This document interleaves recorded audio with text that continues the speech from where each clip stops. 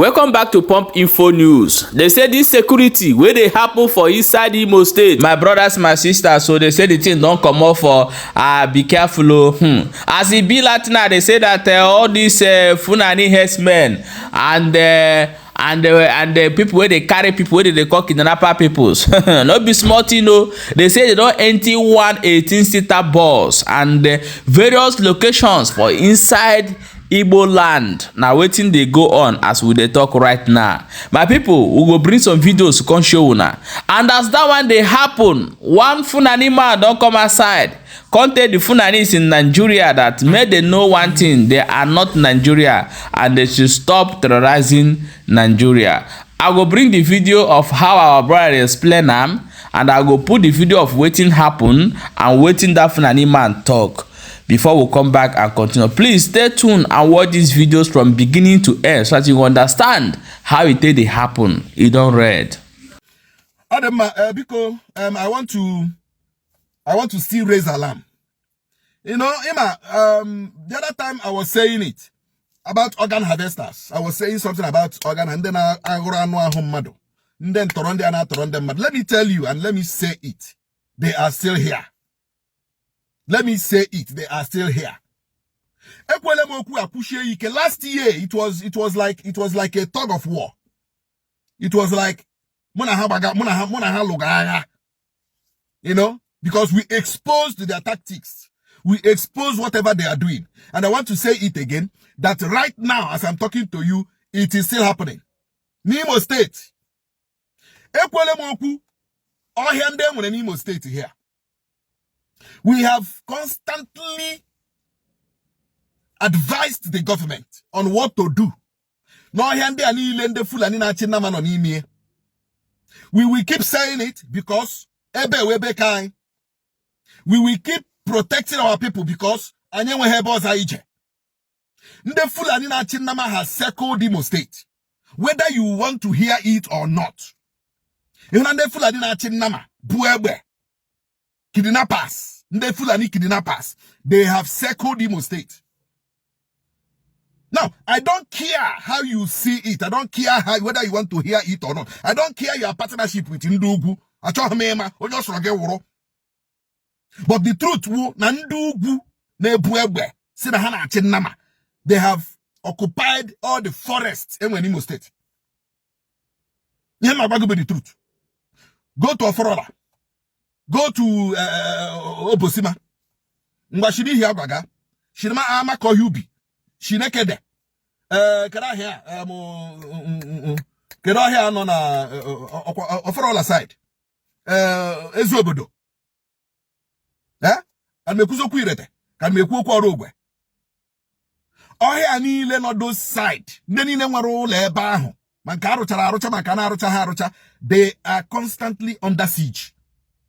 The Fulani na Chinnama. Now, the latest story, I will play it later. Probably in the next edition. I will play it later. The latest story now, like I said it before.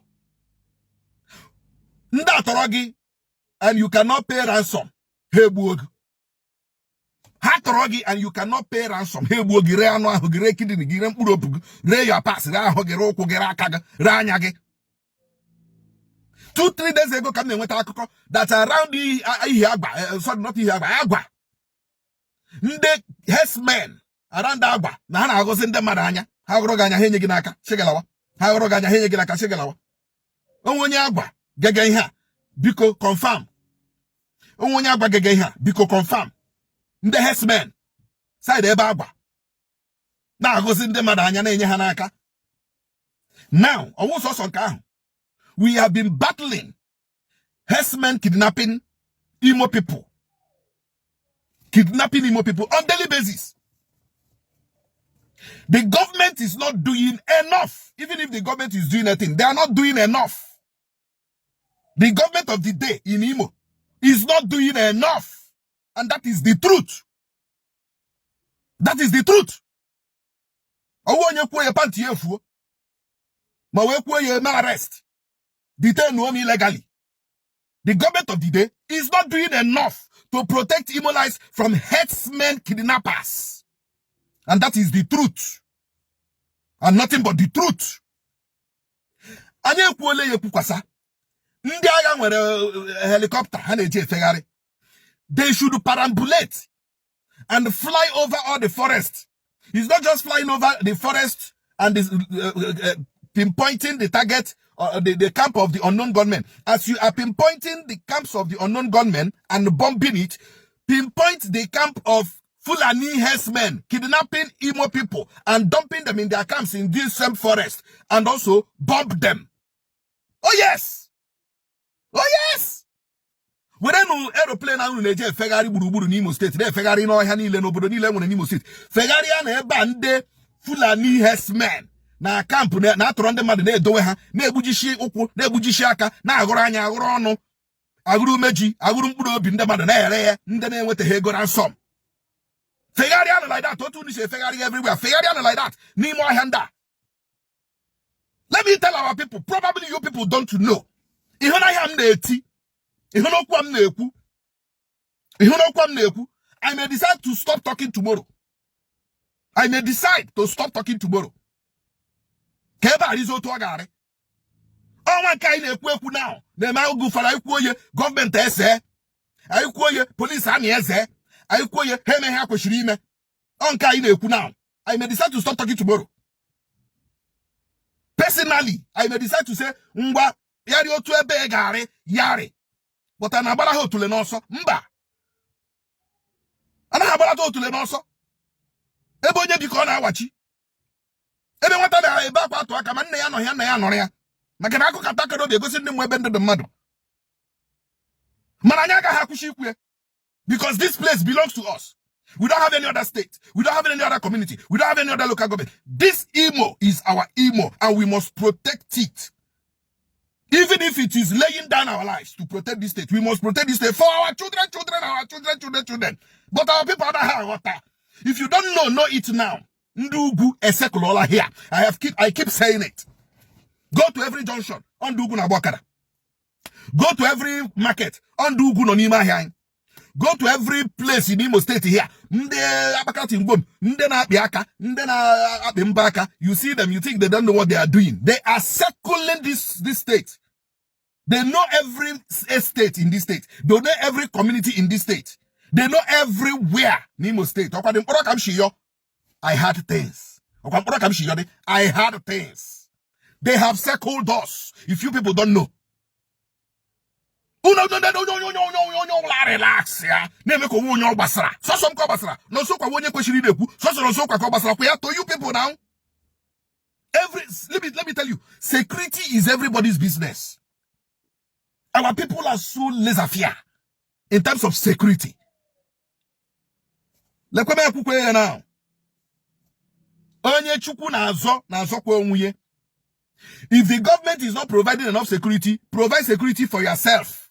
It is important. Secure yourself the much you can and allow God the rest. If you don't know it today. One day gaganga gehunde Fulani makburudia. Gehundugu makburudia. Gehunama makburudia. Gehukwe haji makburudia. I am raising this alarm because it is of very importance to us as Ndimo and as Ndibo. By tomorrow, I will play the voice notes of what have been happening. So that you know what it is still happening. On Kaiti, the last year, because subsidize Yala, Yarika had a calm more down, but Osukwele.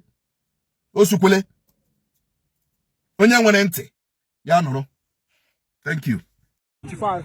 This is happening along Agba Ejime Crew Road. The kidnapper just kidnapped all the passengers in this bus. The car bus and the Zoom now. This bus and Abia. Kidnappers just to empty the passengers. Happen only one woman and the driver. The car bus on Abia. I just keep my the woman on the back. It is happening today, 3rd of January 2025.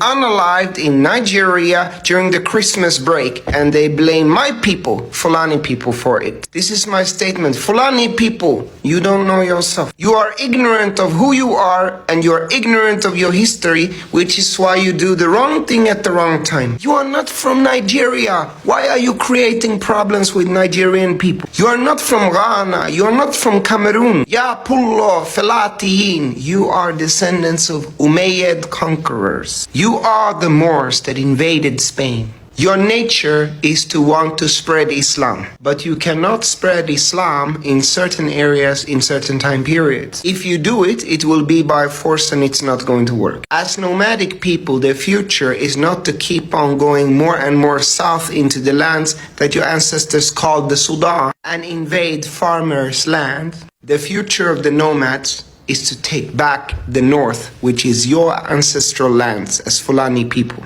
Wonderful people, I want you to share this video. Share this video as many as you can so that people would know how it dey happen for inside Igbo land as we dey talk right now.